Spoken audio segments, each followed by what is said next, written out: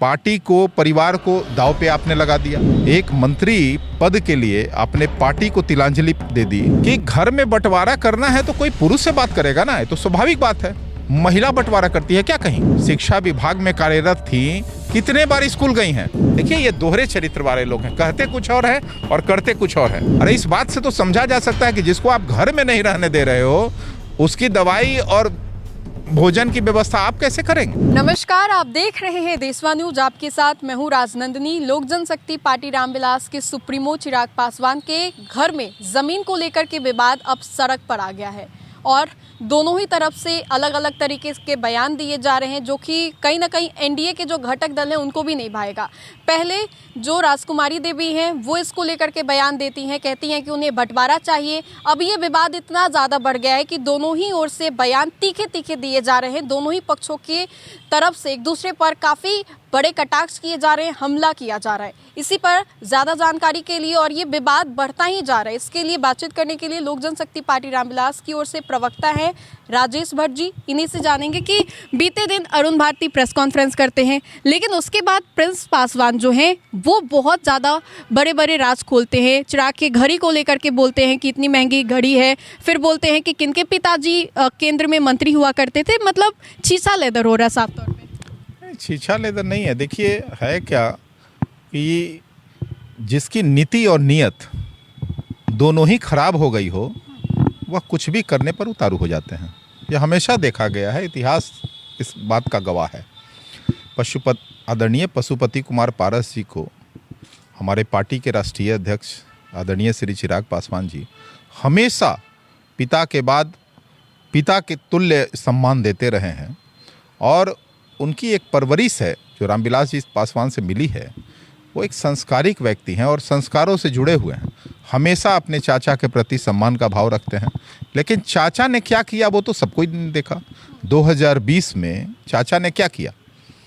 मामूली राजनीतिक स्वार्थ के लिए, आर्थिक स्वार्थ के लिए पार्टी को तोड़ दिया, परिवार को छोड़ दिया, और वो भी तब छोड़ा जब उनके तथाकथित भगवान का निधन हुआ था। लगातार वो कहते रहते हैं कि बड़े भैया मतलब श्रद्धेय रामविलास पासवान जी हमारे लिए भगवान थे।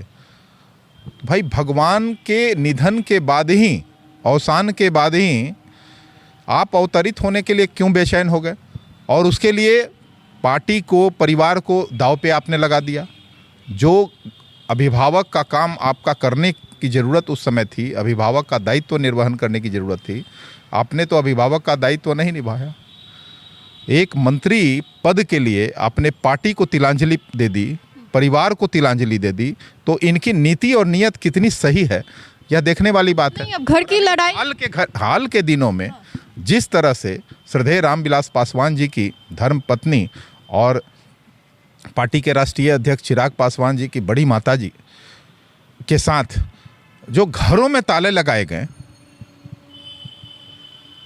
पशुपति कुमार पारस जी के निर्देश पर लगाए गए, और अंगरक्षकों के साथ दो पत्नियों को भेजा गया, घर की दो औरतों को, सुनैना देवी और प्रिंस पासवान जी की माता जी। अब बताइए कि घर में बंटवारा करना है तो कोई पुरुष से बात करेगा ना, ये तो स्वाभाविक बात है। महिला बंटवारा करती है क्या कहीं? और घर में ताले लगाने की क्या आवश्यकता है जब आपका घर अलग बन चुका है? ये तो बेहद मतलब बहुत दुखद है। किसी को घर से बेघर कर देने की साजिश, मैं तो समझता हूं कि मानवता को शर्मसार करने वाली घटना। हम लोग को भी बोल के अच्छा नहीं लग रहा है। आप लोगों के पार्टी के जो सुप्रीमो, उनके घर का अब जो विवाद है वो सड़क पे आ गया है। समझिए ना, हम लोग कभी बोले क्या? दोनों चिराग ने एक बयान दिया कि बेनामी संपत्ति।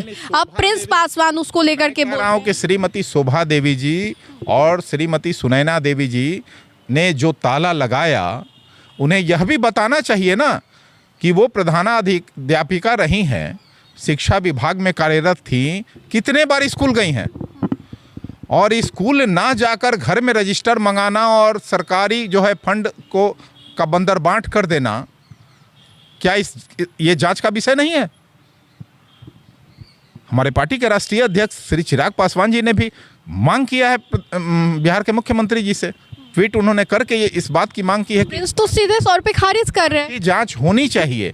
नहीं नहीं, खारिज करें। कह रहे कि उनकी माँ पहले ही रिटायर कर गई, मैं कह 10 रहा साल हूं, पहले। कभी भी रिटायर कर गई। ये बात तो जानना होगा ना कि स्कूल में कितने बार गई, उनका मोबाइल लोकेशन ट्रैक किया जाए।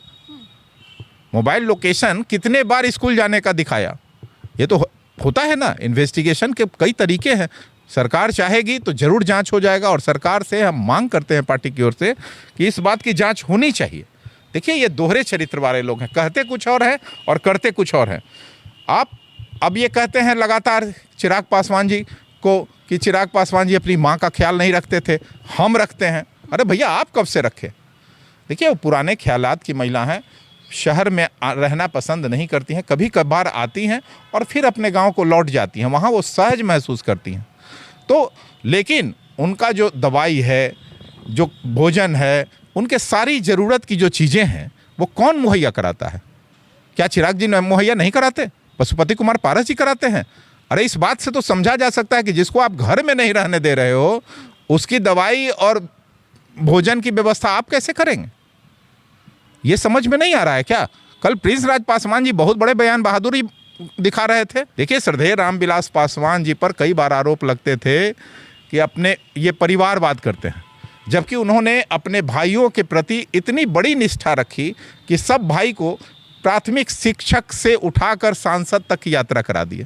अब आप समझ सकते हैं कि भाइयों के प्रति, परिवार के प्रति उनकी निष्ठा। तो ऐसा परिवार है जहाँ से 6 सांसद हैं एक ही परिवार। एक आंगन से 5 सांसद, ये भारत का पहला रिकॉर्ड है। और तो अरुण भारती बन के 6 हो गए। नहीं, अरुण भारती एक आंगन से नहीं है, एक परिवार से हो सकते हैं, लेकिन 5 सांसद एक आंगन से किसके बदौलत?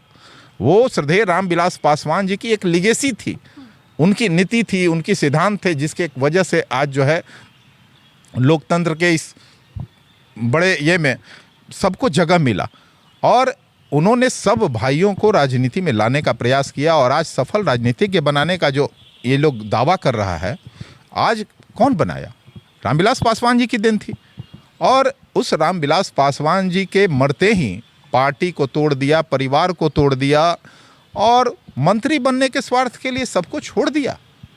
और अब छोटी सी चीज़ जिस पर कभी कोई मामूली आदमी भी नहीं देखता है, वो घर में ताला लगा के किसी को बेघर करने की साजिश। चलिए, तो लोक जनशक्ति पार्टी रामविलास के सुप्रीमो के घर में जमीन विवाद छिड़ा हुआ है, वो थमने का नाम ही नहीं ले रहा है। ऐसे में प्रवक्ता जो थे राजेश भट्ट, उन्होंने क्या कुछ कहा, ये हमने आपको सुनवाया। तो फिलहाल के लिए इस खबर में इतना ही। अपने सहयोगी मंटू के साथ राजनंदिनी, देशवा न्यूज़, पटना।